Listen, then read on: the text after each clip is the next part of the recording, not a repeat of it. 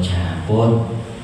Wonten dawuh riwayatipun sahabat Ibnu Abbas, saumu awali yaumin min Rajab, saumu awali yaumin min Rajab.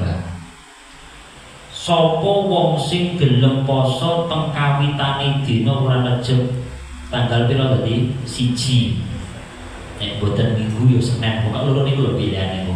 Nek boten minggu Senin. Niku dipun dawono kafaratu salasi, kafaratu salasi sinina. Dadi kafarat niku nglebur napa? Nglebur dosa-dosa keelekan suwine pira? Salasi sinina. Niku padha karo 3 tahun. Tanggal 1. Terus matur niku wasani kafaratun sanata ini. Dadi nek rong poso tanggal loro niku dadi kafarat 2 tahun. Wasani su kafaratu sanate. Nek poso tanggal 3 Rejab niku dadi kafarat setahun. Matur niku sumakul yaumin tanggal 4, 5, 6 sateruse dipun dawono kafaratu syahrin kama fi jami sohir. Itu keterangan datang kitab Jami Usohir niku tanggal 4, 5, 6 sateruse setiap sedinone poso niku nglebur dosa saulan.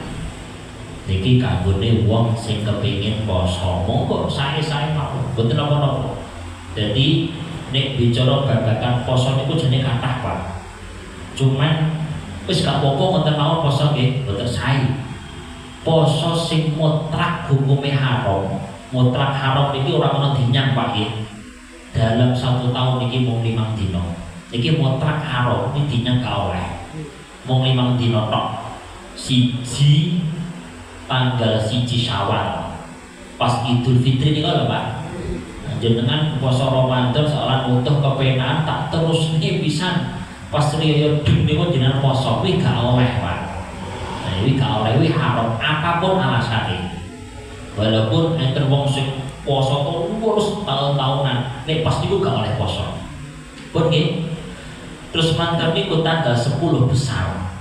10 besar niku berarti pas Idul Adha.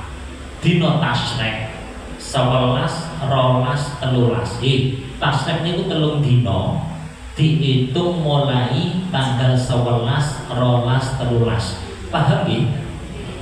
Dok nggih?